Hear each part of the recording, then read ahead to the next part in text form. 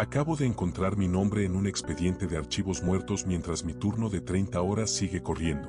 Huele a yodo rancio, a café quemado y a ese ozono seco que sueltan las lámparas que no dejan de zumbar. El aire es pesado, como si el concreto institucional intentara tragarse el poco oxígeno que queda. En Iztapalapa las horas no corren, se estancan en un intestino ciego donde el sistema no te mata, solo te reclasifica. No somos personas, somos combustible, el engranaje necesario para que el olvido nunca se detenga. Bienvenido al turno que nunca termina. Número 1. La estación transitoria. Dicen que, si miras Iztapalapa desde el cablebús a las 3 de la mañana, la ciudad no parece una ciudad, sino una placa de circuitos integrados bañada en un ámbar sucio. Soy operador de monitoreo en la línea 2. Llevo 3 años viendo cómo la gente se desplaza como hormigas sobre un hormiguero de concreto y lámina, pero esta noche el cansancio no es el de siempre. Es un cansancio que se siente en el calcio de los huesos, una pesadez que ni 3 cafés del Oxxo ni un cigarro mal forjado pueden disipar. Mi turno empezó a las 10, pero siento que el reloj se ha quedado suspendido en un limbo de manecillas oxidadas. En la cabina de control, el zumbido de los servidores es un mantra eléctrico que te va limando la cordura. Huele a ozono y a polvo quemado. Afuera, el viento de la Sierra de Santa Catarina golpea los cristales con una fuerza sorda, un recordatorio de que aquí arriba estamos solos, suspendidos por cables que parecen hilos de seda en la negrura del valle. Mi compañero, el Gordo Méndez, no ha regresado del baño en 40 minutos. Al principio pensé que era la diarrea crónica que le dio por los tacos de suadero de la esquina, pero el silencio que emana del pasillo es demasiado denso, demasiado institucional. Reviso los monitores. La pantalla 6 muestra la estación Quetzalcóatl.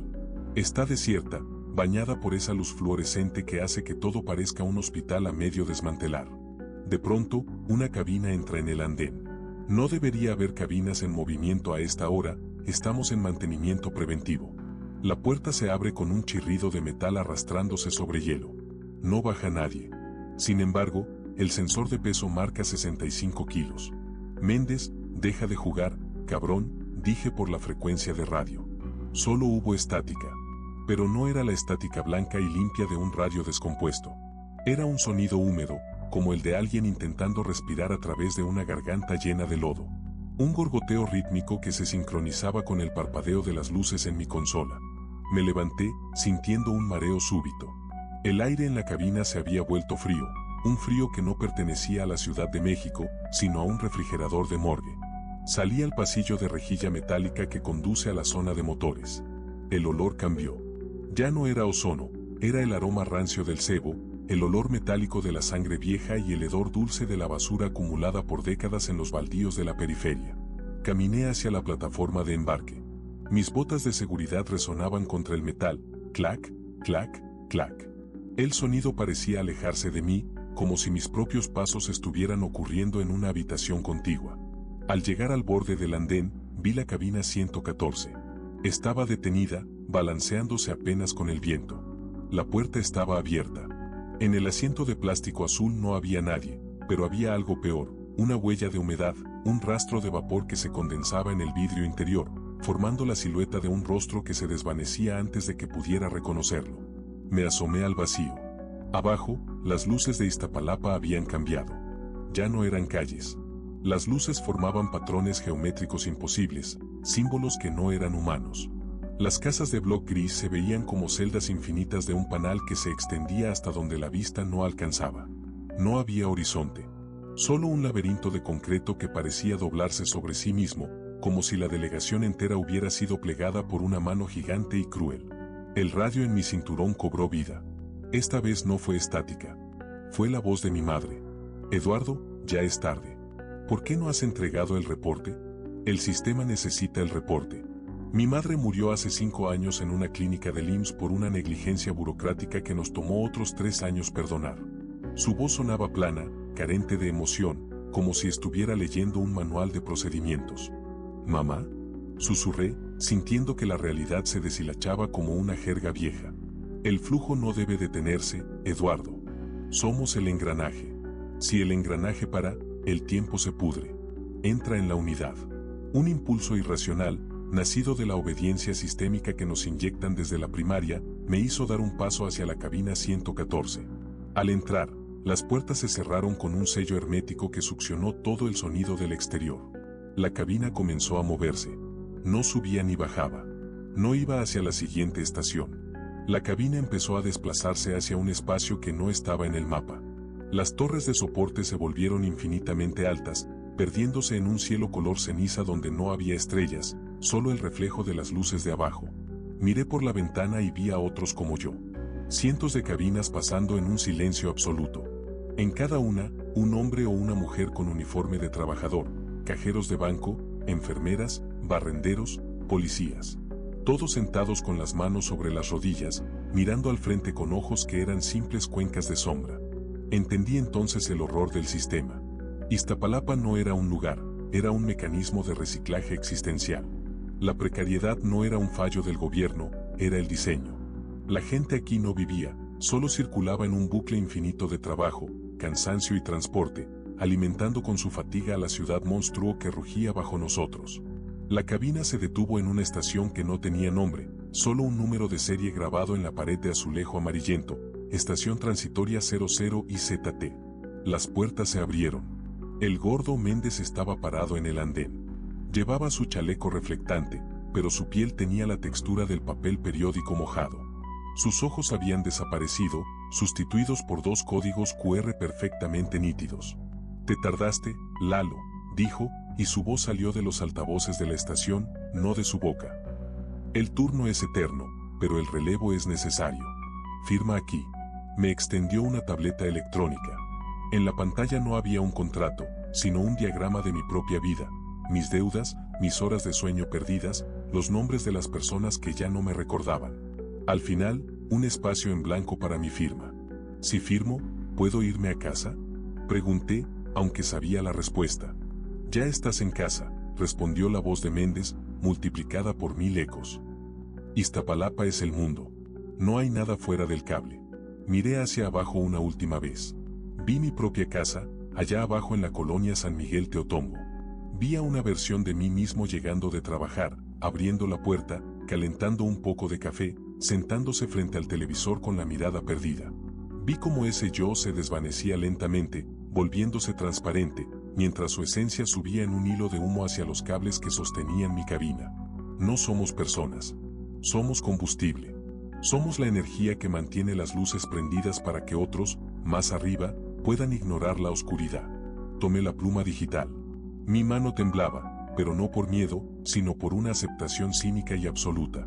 Firmé. En ese instante, el frío desapareció. El olor a rancio se volvió normal, casi reconfortante. Sentí como mi identidad se disolvía, integrándose a la base de datos de la línea 2. Ya no era Eduardo. Era el operador de monitoreo 4492. Las puertas se cerraron y la cabina inició su regreso hacia la cabina de control. Cuando desperté, si es que alguna vez dormí, estaba sentado frente a los monitores. El café seguía caliente sobre la mesa. El reloj marcaba las 3 de la mañana. El zumbido de los servidores era un mantra familiar. «¿Todo bien, Lalo?», preguntó el gordo Méndez desde el pasillo, regresando del baño mientras se acomodaba el pantalón. Lo miré. Sus ojos eran normales, cansados y enrojecidos por la falta de sueño. Sonreí con una mueca que me dolió en la cara. «Todo bien, gordo. Solo el cansancio, ya sabes cómo es esta chamba». «La neta sí», dijo él, sentándose a mi lado. «Oye, ¿ya viste la cámara 6? Hay una cabina moviéndose sola en Quetzalcóatl». Miré la pantalla. Era la cabina 114. Estaba vacía, pero el sensor marcaba 65 kilos. El peso de un hombre promedio. El peso de un alma que acaba de entrar en nómina. Suspiré y tomé mi bitácora. El turno apenas comienza, y sé, con una certeza que me hiela la sangre, que nunca, bajo ninguna circunstancia, habrá una hora de salida. Iztapalapa sigue brillando abajo, un circuito cerrado que nos consume a todos, un viaje de ida sin estación de llegada, suspendido siempre entre un cielo que no nos quiere y una tierra que ya nos olvidó. Número 2. El turno de los archivos olvidados. Me llamo Arturo, aunque en este sótano de la alcaldía Iztapalapa todos terminamos siendo simplemente el licenciado o el de la guardia. Mi oficina, si es que se le puede llamar así a un cubículo de tablaroca devorado por la humedad, está en las entrañas de un edificio administrativo que parece haber sido construido con el único propósito de absorber la luz y la esperanza. Llevo 14 horas aquí. O quizás son 16. El reloj de pared, un viejo aparato de plástico con el logo de una administración que terminó hace 3 sexenios, se detuvo a las 3:33 hace lo que me parecen años. Aquí abajo, el tiempo no corre, se estanca como el agua en las coladeras de la calzada Ermita después de una granizada de julio. El olor es lo primero que te rompe. Es una mezcla de papel viejo, ese aroma ácido y rancio de la celulosa deshaciéndose, combinado con un rastro persistente de amoníaco y algo más, algo dulce y metálico, como sangre seca escondida detrás de los archiveros metálicos. Mi trabajo es sencillo y, a la vez, una condena, foliar expedientes de trámites inconclusos. Miles de actas de nacimiento con errores de dedo, solicitudes de pensión de gente que probablemente ya es polvo, y títulos de propiedad de terrenos que hoy son solo basureros o unidades habitacionales en ruinas. Iztapalapa no es una demarcación, es un palimpsesto de promesas rotas, y yo soy el encargado de ponerles un número de folio antes de que el olvido se las trague por completo.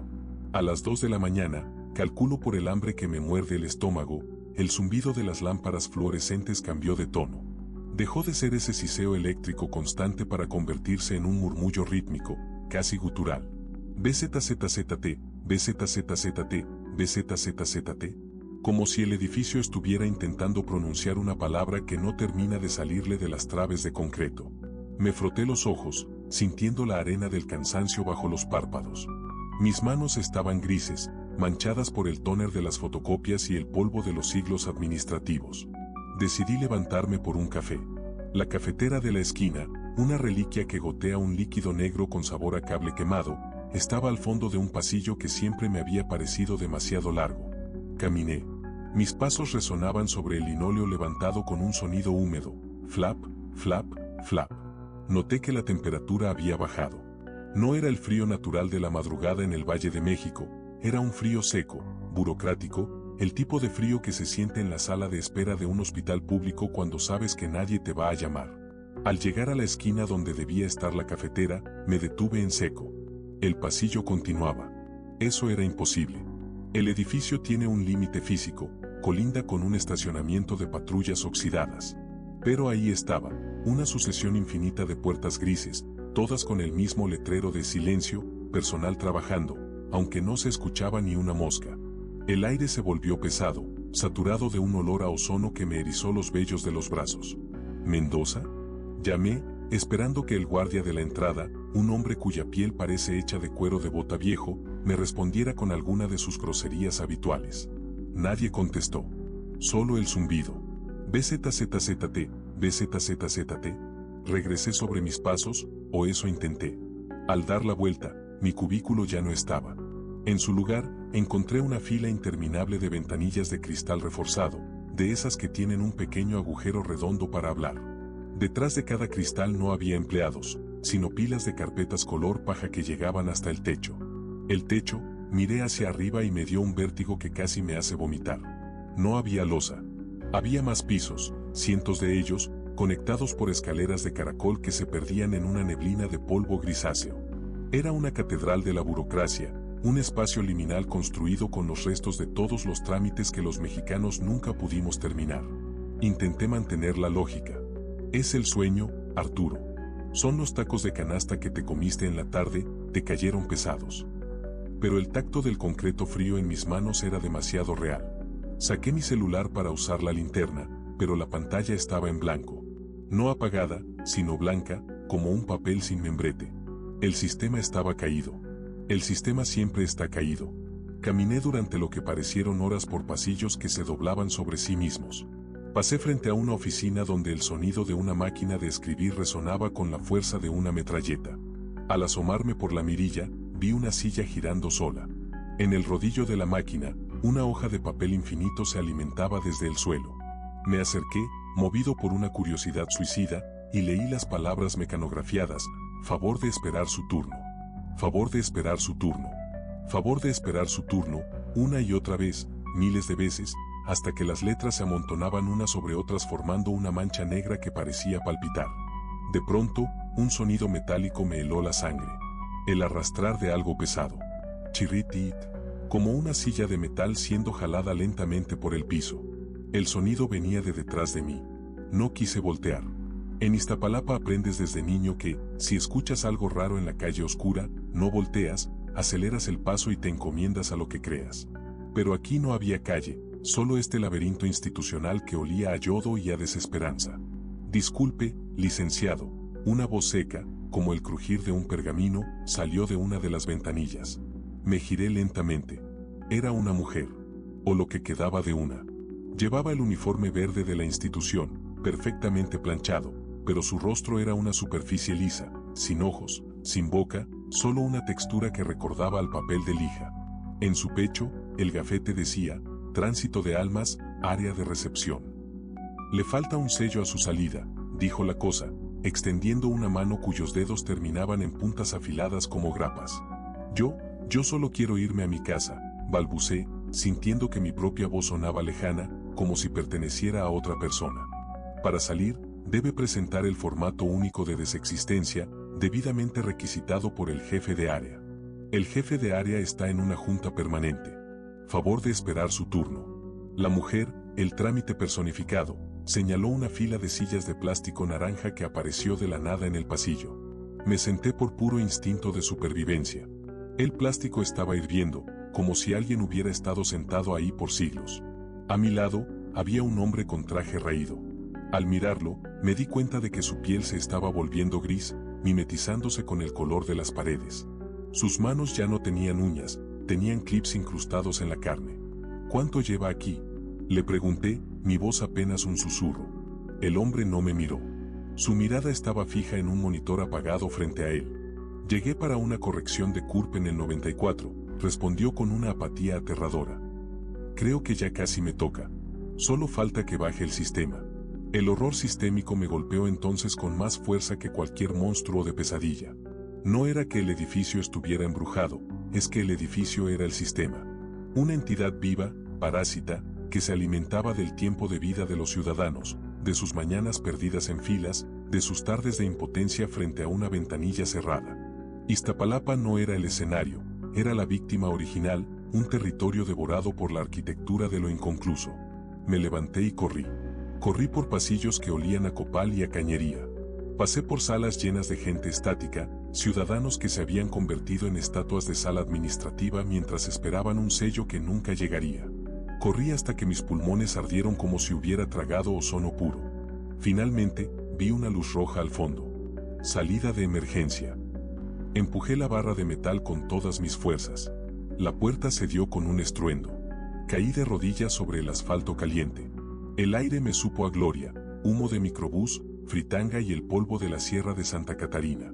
Estaba en la calle, frente al edificio de la alcaldía. El sol empezaba a asomarse detrás del Cerro de la Estrella, tiñendo el cielo de un violeta sucio. Me levanté, temblando, y busqué mis llaves en el bolsillo. Toqué algo frío y plano. Saqué el objeto. Era un gafete. Tenía mi foto, pero mi rostro en la imagen empezaba a borrarse, cubierto por una mancha de tóner. Debajo de mi nombre, Arturo Silva, ya no decía analista. Decía, expediente en proceso de archivo. Miré hacia el edificio. En una de las ventanas del sótano, vi mi propia silueta sentada frente al escritorio, foliando papeles con una velocidad mecánica. La figura en la ventana se detuvo, me miró y levantó una mano en un saludo cínico. Un microbús pasó a mi lado, dejando una nube de humo negro. El chofer me gritó algo sobre quitarme del camino. El mundo seguía su curso, pero yo sentía un vacío en el pecho, una falta de peso, como si mi esencia se hubiera quedado atrapada en los engranajes de aquel laberinto de tabla roca. Caminé hacia la estación del metro más cercana, pero al llegar a la ventanilla de las taquillas, la mujer detrás del cristal no me miró. No hay servicio, joven. Se cayó el sistema, dijo con esa voz plana, burocrática, eterna. Miré mis manos. Estaban grises. Un clip empezó a asomar, rompiendo la piel de mi dedo índice. Suspiré, me di la vuelta y comencé a caminar de regreso al edificio. Después de todo, el turno nunca termina, y el folio de mi propia vida aún está pendiente de firma. Número 3. La fila de las 0 horas. Llevo trabajando en el área de admisión continua del Hospital General de Iztapalapa más tiempo del que mi salud mental permite recordar. Aquí, La realidad no se mide en horas, sino en la densidad del aire. Hay noches en que el oxígeno se siente espeso, cargado de un vapor de yodo rancio y el olor a garnacha fría que emana de la caseta de los policías. Mi cubículo es un ataúd de cristal reforzado y madera astillada, un fuerte burocrático desde donde contemplo el desfile de la miseria humana. Soy el que asigna los folios, el que decide quién entra a la sala de espera y quién se queda a probar suerte en la banqueta, bajo el cielo color plomo de la CDMX. Esta guardia empezó como cualquier otra, con el zumbido eléctrico de las lámparas fluorescentes que te taladran las sienes y el rítmico tac-tac-tac de mi teclado descompuesto. A las 2 de la mañana, el hospital entra en un estado de trance. Los gritos de la sala de urgencias se vuelven un ruido de fondo, una estática que se confunde con el siseo de las tuberías de oxígeno. Estoy cansado, de ese cansancio que te hace sentir que el esqueleto pesa más que la carne, un agotamiento cínico que te vuelve inmune a la tragedia. Para mí, ya no son personas, son trámites inconclusos, CURPS mal escritas, hojas de ingreso que amarillean antes de ser archivadas. A esa hora, un hombre se acercó a la ventanilla. No lo oí llegar, simplemente estaba ahí, una silueta grisácea recortada contra el reflejo del acrílico. Vestía una chamarra de mezclilla raída y tenía las manos metidas en los bolsillos. Su olor lo precedió, un aroma metálico, como de monedas oxidadas y ozono, esa fragancia que queda en el aire después de una descarga eléctrica. ¿Nombre? Pregunté sin levantar la vista del monitor, donde el cursor parpadeaba como un corazón agónico. No me acuerdo, jefe, respondió con una voz que sonaba como el arrastrar de metal sobre concreto. Pero traigo el papel. Me pasó una hoja arrugada por la ranura de la ventanilla. Al tocarla, sentí una descarga gélida que me recorrió el brazo. El papel estaba húmedo, pero no de agua, sino de una sustancia viscosa que olía a cloro antiguo. Miré el documento. Era un formato oficial de nuestro hospital, pero los sellos estaban al revés y la fecha marcaba el 32 de octubre. Pensé que era una broma de los internos o un error de imprenta, de esos que abundan en esta institución donde las máquinas tienen más años que los pacientes. Esto no sirve, amigo. Vaya a que se lo sellen en trabajo social, dije con mi mejor tono de indiferencia administrativa. Ya fui, insistió el hombre. Pero el pasillo no se acaba. Solté un suspiro exasperado y, por primera vez, lo miré a la cara. No debía hacerlo.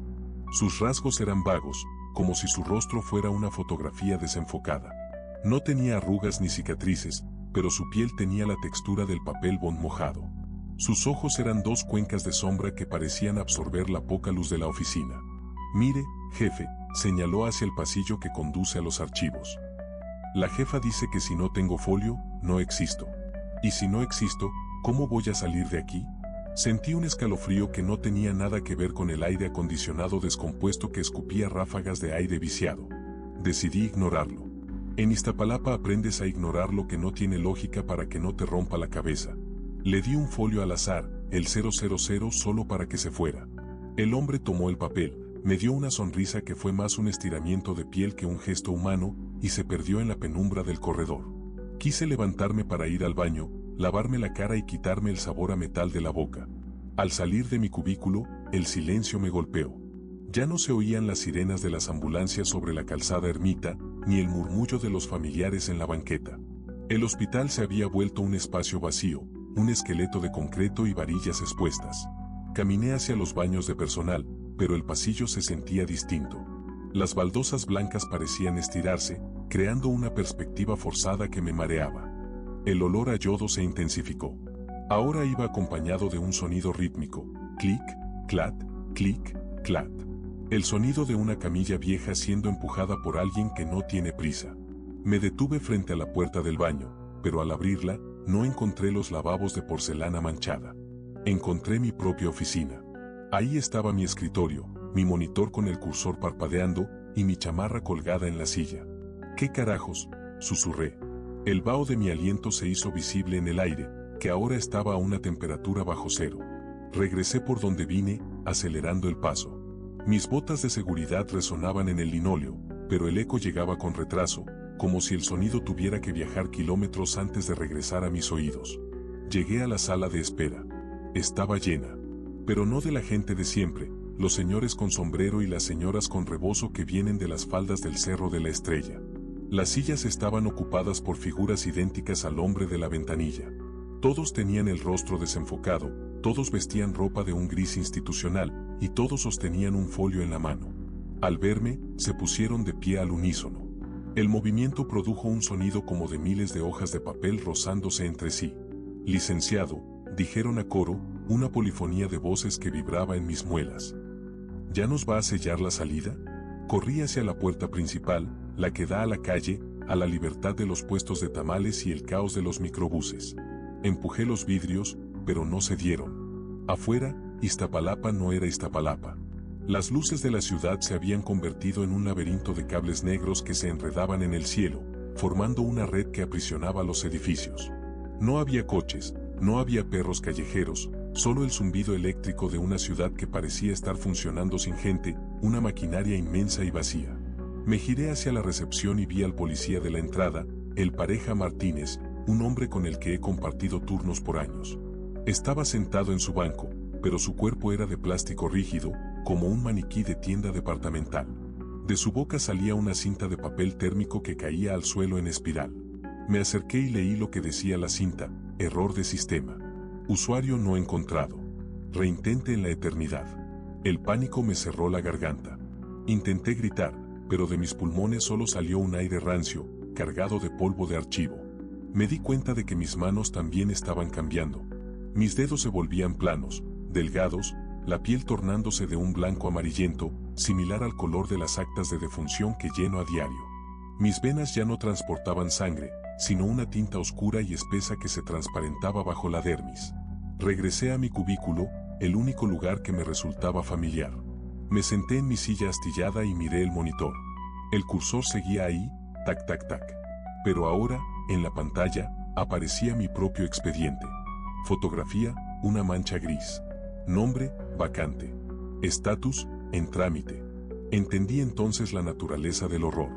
Este hospital no era un edificio en una calle de una delegación olvidada por Dios.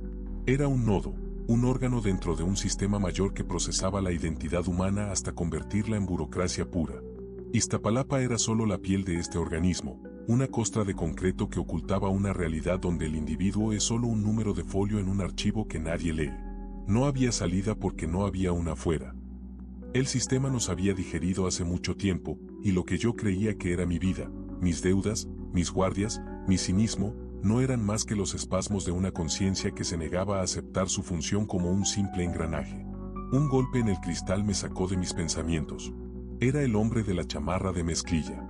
Estaba del otro lado, pero esta vez, él estaba dentro del cubículo y yo afuera, en la fila de los que esperan.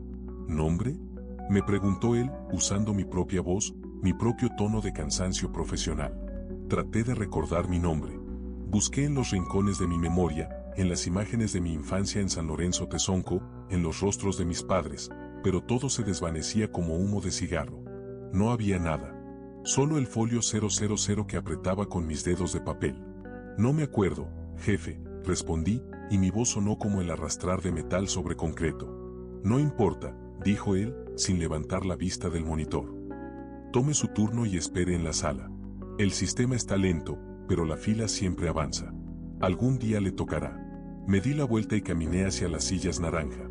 Me senté entre una mujer que olía a cloro y un niño que tenía grapas en lugar de dientes. Miré hacia el pasillo infinito, donde las luces parpadeaban en un código morse de desesperanza. Sé que afuera el sol saldrá sobre el Cerro de la Estrella, que la gente se amontonará en el Metro Constitución de 1917 y que el mundo seguirá fingiendo que existe. Pero yo me quedaré aquí, sosteniendo mi trozo de papel, esperando un sello que sé que nunca llegará, en esta guardia eterna donde el único consuelo es que, al final, todos terminamos siendo el mismo expediente olvidado. El zumbido de la lámpara sobre mi cabeza se volvió un grito ensordecedor. Cerré los ojos, pero el brillo fluorescente atravesó mis párpados. Clic, clat, clic, clat. Una camilla pasó a mi lado. Iba vacía, esperando a su próximo ocupante. Y en el eco de ese sonido, comprendí que la fila no se mueve hacia adelante. Se mueve en círculos, siempre regresando a la ventanilla, siempre esperando un nombre que ya no nos pertenece. Siguiente, gritó mi propia voz desde la oficina. Me levanté. Era mi turno. De nuevo. Por siempre. Número 4. La cédula de inventario permanente. Dicen que la central de abasto es el estómago de la Ciudad de México, pero quienes trabajamos la noche en Iztapalapa sabemos que es algo más parecido a un intestino ciego. Mi nombre es Julián y soy validador de carga en la nave OP. Mi chamba es simple, o al menos lo era antes de que el cansancio se me filtrara en la médula. Registro lo que entra, firmo el flete y dejo que los diableros se lleven la mercancía al olvido de las bodegas. Llevo 6 noches seguidas doblando turno porque el chino no se presentó y la jefa de área me amenazó con levantarme un acta administrativa si dejaba el puesto solo. El café de máquina, esa agua sucia que sabe a plástico quemado, ya no me hace nada. Mis ojos arden y el mundo se me presenta como una película mal revelada, llena de sombras que se mueven más rápido que las personas. A las 3 de la mañana, el ambiente en la central cambia. No es solo el frío que baja del cerro, un frío seco que te corta los labios, sino el olor. Deja de oler a cebolla podrida y a diésel para oler a algo que solo puedo describir como ozono y yodo rancio, como si estuvieran desinfectando la realidad con químicos prohibidos. El ruido de los motores de los trailers, que usualmente es un rugido reconfortante, se convierte en un zumbido eléctrico rítmico, un que te vibra en los dientes y te marea. Estaba revisando una factura de jitomate cuando llegó el tráiler. No tenía placas, ni logotipos, ni ese brillo mugroso de la grasa que tienen todos los camiones que vienen de la carretera. Era de un negro mate que parecía absorber la luz de las lámparas de vapor de sodio. El chofer bajó sin hacer ruido. Era un tipo flaco, con una gorra tan calada que solo se le veía la barbilla grisácea. Me extendió la tabla con el manifiesto de carga sin decir palabra. ¿De dónde viene, compa?, le pregunté, tratando de sonar cínico para ocultar el escalofrío que me subió por la nuca. No contestó. Solo señaló el documento. Al leerlo, el sueño se me espantó de golpe. En la sección de descripción del producto no decía Serrano o Saladillo. Decía, identidades no reclamadas, lote 40. Cantidad, 1 destinatario, archivo muerto, sector Iztapalapa. ¿Qué mamada es esta, jefe?, dije soltando una risa nerviosa. ¿Es una broma del sindicato? Aquí no recibimos basura de oficina. El chofer señaló hacia la parte trasera del camión. Las puertas ya estaban abiertas. Por puro instinto profesional, por esa inercia burocrática que te obliga a terminar el trámite aunque el mundo se esté cayendo a pedazos, bajé del andén y me acerqué a la caja. El olor a ozono era insoportable ahí dentro. No había cajas, ni guacales, ni costales. Solo había una silla de oficina, una de esas viejas con el respaldo roto, y un espejo de cuerpo completo frente a ella. Sentí que el aire se volvía denso, como si estuviera respirando aceite. El sonido de la central, los gritos de los diableros y el arrastrar de los patines hidráulicos sobre el concreto, se apagó de repente. Solo quedó el zumbido eléctrico. Miré hacia afuera del tráiler y ya no vi la nave OP. Vi un pasillo infinito de estivas de madera que llegaban hasta un cielo negro, sin estrellas, donde los cables de alta tensión se cruzaban como una red de pescar oxidada. Ya cumplió su turno, Julián. La voz no vino del chofer, sino del espejo. O eso creí. Me acerqué al espejo, hipnotizado por el cansancio. Mi reflejo no era mi reflejo. Era yo, pero con el uniforme más limpio, con la piel menos gris, con los ojos llenos de una chispa que yo había perdido hacía años en las oficinas de la delegación. Mi otro yo en el espejo estaba firmando una hoja de salida. Si firmas, te vas, susurró el aire frío en mi oído. Me di la vuelta para buscar al chofer, pero el tipo ya no estaba. En su lugar, había una fila de hombres y mujeres con chalecos reflectantes. Todos tenían la misma cara, una expresión de vacío absoluto, de una neutralidad institucional que daba más miedo que cualquier grito. Todos sostenían una pluma atómica en la mano derecha. Intenté correr, pero el suelo de la central ya no era concreto, era una superficie blanda, como papel mojado que se deshacía bajo mis botas. Los pasillos de la central de abasto comenzaron a doblarse sobre sí mismos. Vi la salida de la AV Javier Rojo Gómez, pero al cruzarla, aparecí de nuevo en el pasillo de los jitomates.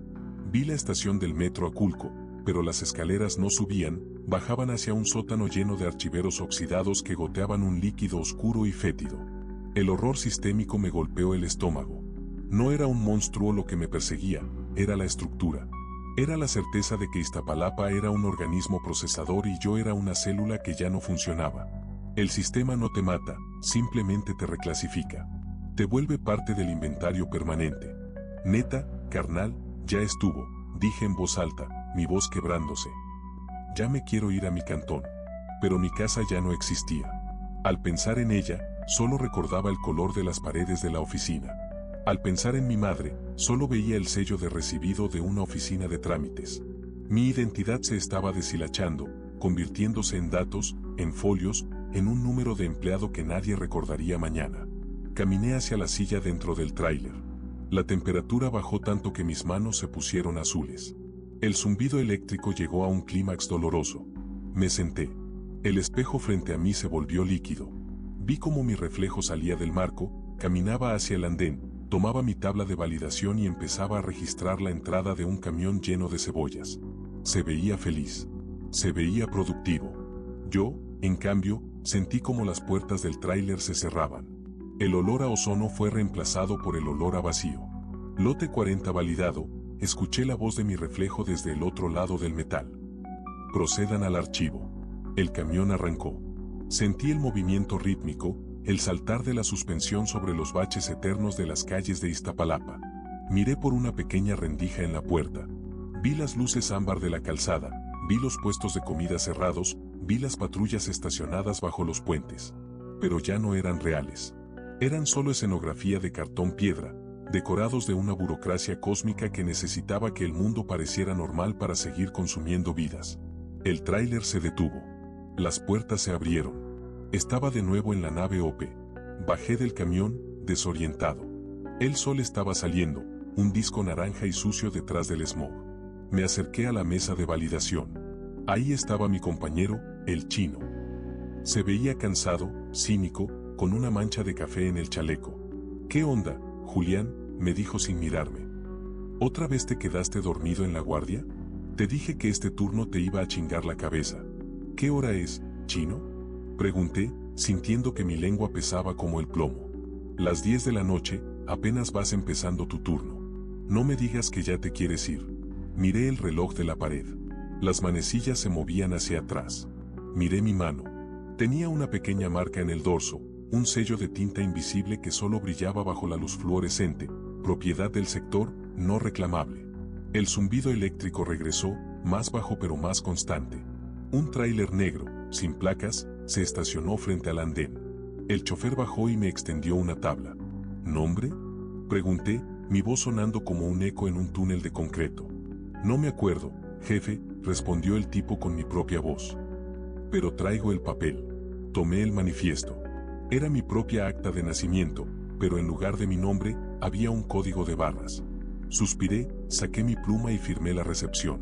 En Iztapalapa, el turno nunca termina, solo se hereda a la siguiente versión de uno mismo, mientras el sistema sigue moliendo la carne para alimentar a una ciudad que nunca tiene hambre, pero que siempre, siempre, necesita que alguien selle el flete antes de que se acabe el mundo. Pásale, compa, dije, señalando el vacío del andén. Favor de esperar su turno. El sistema está un poco lento hoy. Número 5. El registro de la Torre B. No es el sueño lo que te mata en este oficio, es la repetición. Me llamo Saúl, pero para la empresa de seguridad privada Halcón soy simplemente el R22. Llevo 6 años custodiando esta unidad habitacional en las faldas del Cerro de la Estrella, un monstruo de concreto y varillas oxidadas que parece haber sido diseñado por un arquitecto con fobia a la luz del sol. Mi turno es el de las 24x24, pero en Iztapalapa las horas no corren, se estancan. El aire aquí arriba es distinto, huele a una mezcla de asfalto caliente, basura acumulada y ese aroma metálico, como de yodo o sangre vieja, que emana de los transformadores eléctricos cuando zumban bajo la presión de la red ilegal de diablitos. Mi caseta es un cubo de vidrio rayado con una silla de plástico y un radio que solo escupe estática. A las 3 de la mañana, la unidad se convierte en un espacio liminal. Las torres de departamentos, pintadas de un amarillo institucional que el tiempo ha vuelto color pus, se alzan como lápidas. Se supone que debo hacer rondines cada 2 horas, marcar mi asistencia en los relojes checadores estratégicamente ocultos en los rincones más oscuros del complejo. Pero hoy es diferente. Siento una presión en las sienes, un zumbido que no viene de los cables, sino de los cimientos mismos del lugar. Empecé el rondín de las 3 con el cinismo de quien ya no espera nada de la vida. Pasé por el estacionamiento, donde los carros desvencijados parecen esqueletos de bestias metálicas. El olor a gasolina rancia y humedad me golpeó la cara. Mi linterna, una de esas de pilas baratas que parpadean como si tuvieran miedo, apenas cortaba la negrura. Al llegar a la torre B, noté la primera anomalía. El pasillo del primer piso, que usualmente tiene 12 puertas, parecía estirarse hacia el fondo. Ignoré la sensación, el agotamiento te hace ver cosas, te deforma la perspectiva. Es el mal del puerco retrasado, me dije, aunque no había cenado nada más que un café de máquina y una concha seca. Subí las escaleras. El sonido de mis propias botas contra el granito desgastado resonaba con un eco extraño, como si alguien más estuviera subiendo 2 pisos arriba, exactamente al mismo ritmo que yo. Me detuve. El eco también se detuvo. Escuché el arrastrar de algo metálico, una cadena o un bote de basura, viniendo desde la azotea. Ya se la saben, hijos de su madre. No quiero broncas. Grité, tratando de que mi voz no temblara. Nadie respondió. Solo el zumbido eléctrico, ese bzzzt constante que parece que te va a reventar los capilares de los ojos. Al llegar al cuarto piso, la lógica se rompió. En lugar de encontrar los departamentos 401 al 404, encontré un pasillo idéntico al del primero, pero sin ventanas. Las paredes estaban forradas de esa pintura de aceite que se descascara como piel quemada. El olor cambió súbitamente, ahora olía a ozono puro, a esa frescura eléctrica que precede a una tormenta, mezclado con un rastro dulce de gas LP. Caminé. Cada paso se sentía más pesado, como si el aire se estuviera volviendo sólido. Miré hacia atrás y la escalera por la que acababa de subir ya no estaba. En su lugar, había una pared de bloc gris, sin aplanar, con un sello oficial de la alcaldía que decía, obra clausurada. Pero no era un sello de papel, estaba grabado en el concreto, como si hubiera nacido de él. ¿Qué chingadera es esta?, susurré. Saqué mi radio. Central, aquí R22. Tengo una situación en la torre B. El acceso está bloqueado. Central, ¿me copian? Solo estática. Pero detrás de la estática, empecé a escuchar voces. No eran fantasmas, eran grabaciones burocráticas. Su turno ha sido extendido por tiempo indefinido. Favor de presentar su identificación en la ventanilla 4. Iztapalapa no es un lugar, es un proceso. Las voces se superponían, creando un ruido blanco que me revolvía el estómago. Seguí avanzando porque no había otra opción. El pasillo se curvaba de forma imposible. Pasé frente a una puerta entreabierta, la 402. Me asomé. Adentro no había una sala o un comedor. Había una oficina infinita, llena de escritorios de metal gris y cerros de expedientes amarillentos que llegaban hasta donde la vista no alcanzaba. El techo era un cielo de lámparas fluorescentes que parpadeaban en un código Morse frenético. Sentí un frío seco, institucional, de ese que te cala hasta el alma en las oficinas de gobierno cuando sabes que nadie te va a ayudar. Intenté correr, pero el pasillo se dobló sobre sí mismo. Aparecí de nuevo frente a la puerta 402. Y otra vez. Y otra vez. La unidad habitacional no era un edificio, era un sistema circulatorio que me estaba digiriendo. No era un monstruo con garras el que me acechaba, era la arquitectura de la precariedad, el diseño del abandono que te atrapa en un bucle de trabajo y vigilancia eterna. Me miré las manos. Bajo la luz amarillenta, mi piel empezaba a tomar el mismo tono que las paredes. Mis uñas estaban grises, llenas de ese polvo fino de cemento que parece impregnarlo todo en este lado de la ciudad. Mi uniforme de halcón, ese azul marino barato, se estaba fusionando con mi cuerpo. Ya no sentía el peso del cinturón con el tolete, el cinturón era parte de mi cadera. Llegué a una ventana, la única en todo el pasillo. Miré hacia afuera esperando ver la calzada ermita, los microbuses, los puestos de tamales, algo que me recordara que el mundo seguía existiendo. Pero afuera solo había más torres B. Miles de ellas, conectadas por puentes de concreto que se cruzaban en ángulos imposibles, extendiéndose hasta un horizonte sin sol. No había cerro, no había ciudad. Solo el sector de los pasillos infinitos. El radio volvió a sonar. Esta vez la voz era clara. Era la voz de mi jefa de turno, pero sonaba metálica, carente de cualquier humanidad. R22, ¿por qué no ha marcado su posición en el reloj del 5º piso? Su falta de cumplimiento está generando un retraso en la rotación del sistema. Jefa, sáqueme de aquí. Esto no tiene sentido. Las escaleras desaparecieron. Grité, golpeando el cristal de la ventana con la linterna. El cristal no se rompió, sonó como si estuviera golpeando una placa de plomo. La lógica no es un requisito para su puesto, R22. La vigilancia es eterna porque la amenaza es usted mismo. continúe su rondín. Entendí entonces que no había una afuera. Iztapalapa, con sus carencias, sus trámites burocráticos que nunca terminan, sus calles que parecen llevarte siempre al mismo lugar, se había expandido hasta tragarse la realidad. Estaba atrapado en el sistema de seguridad de una existencia que ya no necesitaba de seres humanos, solo de observadores. Mis piernas empezaron a moverse solas. Mi voluntad se desvanecía, reemplazada por un protocolo de actuación que me dictaba exactamente cuántos pasos dar antes de girar a la izquierda. Mi identidad, Saúl, el hombre que quería ahorrar para comprarse una moto, el que extrañaba los tacos de suadero de la esquina, se estaba convirtiendo en una serie de logs en una base de datos corrupta. Subí un piso más. O bajé. Ya no importaba. Llegué a un rellano donde había un espejo de seguridad, de esos convexos que te dan una visión de gran angular. Me miré. Mi rostro era una mancha de ruido visual. No tenía ojos, solo 2 puntos de luz fluorescente. No tenía boca, solo una ranura por donde salía el zumbido eléctrico. Seguí caminando por el pasillo infinito de la Torre B. El olor a ozono era ahora una caricia familiar. El frío institucional era mi cobija. Pasé frente a una puerta, la 402. Me detuve por un segundo, sintiendo una chispa de algo que se parecía al miedo, pero que se apagó rápidamente bajo el peso de la responsabilidad laboral. Saqué mi reloj checador. La ranura me esperaba con un hambre metálica. Introduje la tarjeta. Clic. El sonido fue el más satisfactorio que he escuchado en mi vida. R22 reportando posición en Torre B. Todo se encuentra sin novedad, dije, aunque mi voz ya no era mía, sino la del sistema. Caminé hacia la escalera. El eco de mis pasos ya no me seguía, ahora yo seguía al eco. Bajé al primer piso, salí a la caseta y me senté en la silla de plástico. Miré el reloj de pared. Eran las 3 de la mañana. El café seguía caliente sobre la mesa, despidiendo ese aroma a plástico quemado. Vi a un hombre con uniforme de seguridad salir de la caseta. Tenía una linterna barata que parpadeaba. Lo vi caminar hacia la Torre B con el hombro caído y el paso cansado. Me vi a mí mismo empezando el rondín.